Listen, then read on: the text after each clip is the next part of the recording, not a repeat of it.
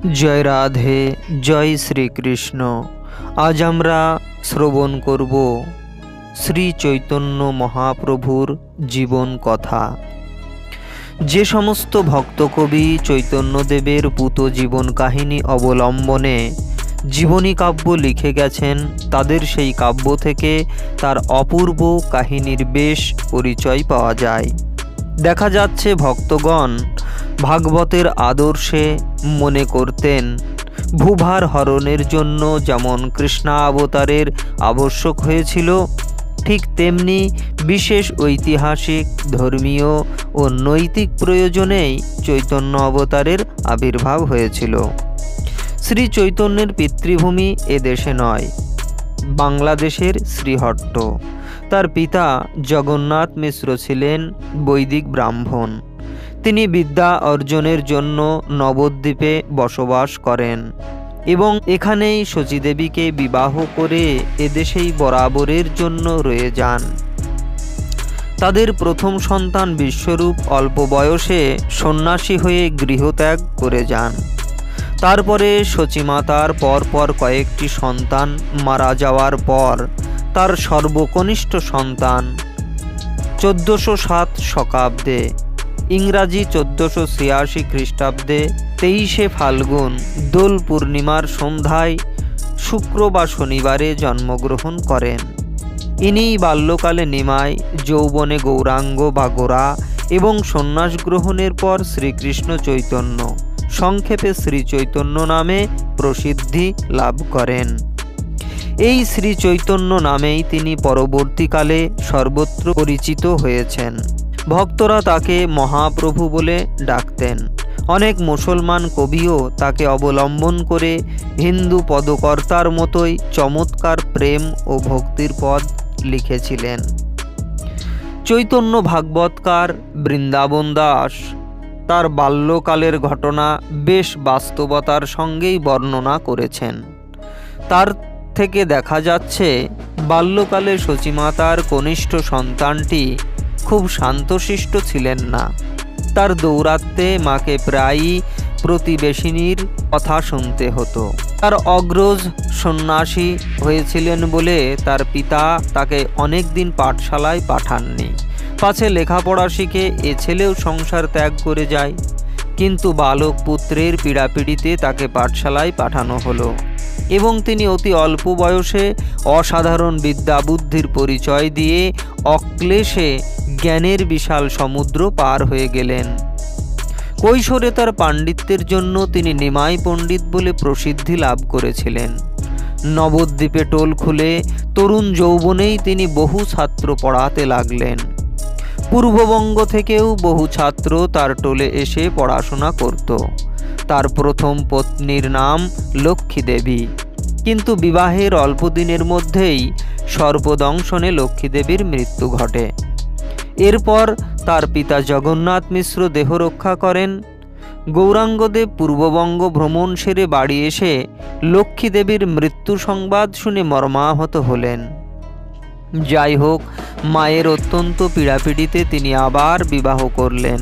ইনিই বিষ্ণুপ্রিয়া, বৈষ্ণব সাহিত্যে সুপ্রসিদ্ধ। এই সময়ে গৌরাঙ্গের মধ্যে বিশেষ কোনো ভক্তিভাবের উদয় হয়নি, বরং তিনি বিদ্যারসে মাতাল হয়েছিলেন। কৃষ্ণ ভক্তি সম্বন্ধে তার অন্তরে তখন কোনো বাসনার উদয় হয়নি।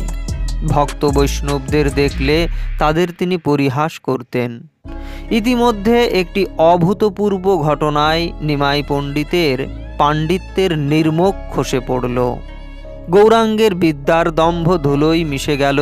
বেরিয়ে এলেন ঈশ্বর প্রেমিক, কৃষ্ণ রসে নিমগ্ন প্রাণ, অবতার কল্প মহাপুরুষ শ্রী চৈতন্য মহাপ্রভু। তখন তার বয়স 23 বছর, 1508 খ্রিস্টাব্দ আনুমানিক। পিতৃপিণ্ড দিতে গিয়ে গয়াধামে গিয়েছেন। এখানে গদাধরের পাদপদ্মে পূজা নিবেদন করতে গিয়ে সহসা তার সমগ্র অন্তরের সম্পূর্ণ রূপান্তর হয়ে গেল।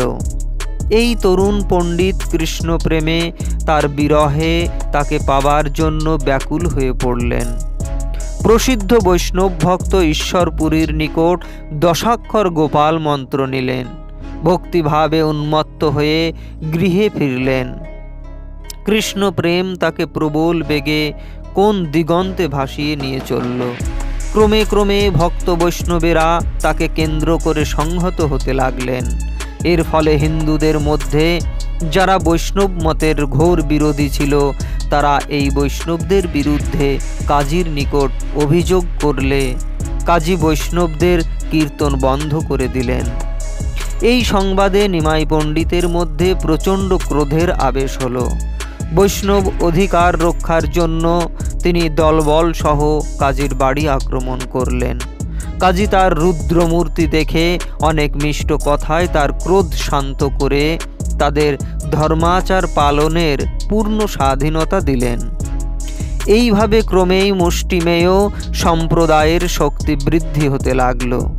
কিন্তু অবৈষ্ণব হিন্দু সমাজের প্রবল বাধার সামনে দাঁড়িয়ে শ্রী গৌরাঙ্গ ভারতের চিরাচরিত প্রথা সন্ন্যাস গ্রহণের সিদ্ধান্ত করলেন এবং মাতা ও পত্নীকে ত্যাগ করে কাটোয়ায় গিয়ে কেশব ভারতী নামক প্রসিদ্ধ আচার্যের কাছে মন্ত্রদীক্ষা নিলেন।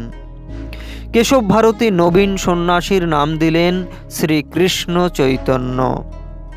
পরে তিনি সংক্ষেপে শ্রী চৈতন্য নামেই পরিচিত হয়েছেন। তখন তার বয়স 24 বছর। এই সময়ে বৈষ্ণব পথের পথিক বৃদ্ধ অদ্বৈত আচার্য ও চৈতন্যদেবের চেয়ে বয়োজ্যেষ্ঠ নিত্যানন্দ তার সঙ্গে যোগ দিলেন। নানা স্থান থেকে আরও অনেক বৈষ্ণব ভক্ত জুটলেন। অনেক দুষ্কৃতকারী হীন ব্যক্তিও এদের প্রভাবে পাপকর্ম ত্যাগ করে বৈষ্ণব মত গ্রহণ করল। এরপর চৈতন্যদেব পরিব্রাজকের বেশে পথে বেরোলেন। 1510 খ্রিস্টাব্দের দিকে তিনি অদ্বৈত ও নিত্যানন্দের ওপর বাংলাদেশে বৈষ্ণব ধর্ম প্রচারের ভার দিয়ে নিজে পুরীধামে যাত্রা করলেন। সেখানে প্রসিদ্ধ অদ্বৈতপন্থী ও জ্ঞানমার্গের পণ্ডিত বাসুদেব সার্বভৌম এই নবীন সন্ন্যাসীর মাহাত্ম্য স্বীকার করে নিজ মত পরিত্যাগ করলেন এবং ভক্তিপথ গ্রহণ করলেন। ওড়িশার রাজা প্রতাপরুদ্র ও চৈতন্যদেবকে অতিশয় ভক্তি করতেন। এরপর তিনি দক্ষিণ ভারত পরিক্রমায় বার হলেন, কারণ দক্ষিণ ভারতই হচ্ছে ভক্তি ধর্মের প্রধান কেন্দ্র। সেখানে তিনি পরম পণ্ডিত ও ভক্ত রায় রামানন্দের সঙ্গে আলাপে আনন্দিত হলেন। রামানন্দ ও পুরীধামে তার কাছে এসে বাস করতে লাগলেন।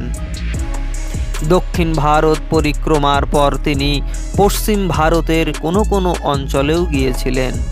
পুরীতে ফিরে তিনি বৃন্দাবন পরিক্রমায় বার হন। তার আগে গঙ্গার তীর ধরে তাকে গৌড়ে আসতে হয়। এখানে শেষবারের মতো মায়ের সঙ্গে তার দেখা হয়। এরপর তিনি আর কখনো বাংলায় ফিরে আসেননি। গৌড়ের নিকট রামকেলিতে এসে তার দুই প্রসিদ্ধ ভক্ত লাভ হয়। এরা হলেন সনাতন ও রূপ। এরা দুই ভাইই গৌড়ের সুলতানের উচ্চ কর্মচারী ছিলেন, কিন্তু মহাপ্রভুর প্রভাবে বিষয়কর্ম পরিত্যাগ করে তার অনুগামী হন এবং তার নির্দেশে দুজন বৃন্দাবনে গিয়ে সংস্কৃতে নানা গ্রন্থ লিখে বৈষ্ণব ধর্মের ভিত্তি সুদৃঢ় করেন। এদের ভ্রাতুষ্পুত্র সুপ্রসিদ্ধ জীব গোস্বামী পরবর্তীকালে বৃন্দাবনে নেতৃত্ব করেছিলেন। 1515 খ্রিস্টাব্দের দিকে শ্রী চৈতন্য বৃন্দাবন পরিক্রমার পর আবার পুরীধামে এসে উপস্থিত হন। এই সময় থেকে 1533 খ্রিস্টাব্দ পর্যন্ত তিনি পুরীধামে অবস্থান করেন। এখানেই তার তিরোধান হয়। এই 18 বছরের মধ্যে অধিকাংশ সময়ে তিনি দিব্যভাবে বিভোর হয়ে থাকতেন। ভক্তের দল তাকে প্রেম ভক্তির গান শুনিয়ে ও কাব্যপাঠ করে তার কৃষ্ণ বিরহ দূরীকরণের চেষ্টা করতেন, কিন্তু তাতে তার ব্যাকুলতা আরও বেড়ে যেত। তার বাহ্যজ্ঞান লুপ্ত হয়ে যেত। কখনো কখনো তিনি পুরী সমুদ্রের নীল জলরাশিকে কৃষ্ণ ভ্রমে সমুদ্রে ঝাঁপ দিয়ে পড়তেন। তখন অনেক কষ্টে তাকে উদ্ধার করা হতো। তার জীবনের শেষ কটা বৎসর দিব্যোন্মত্ততার আবেশে অতিবাহিত হয়।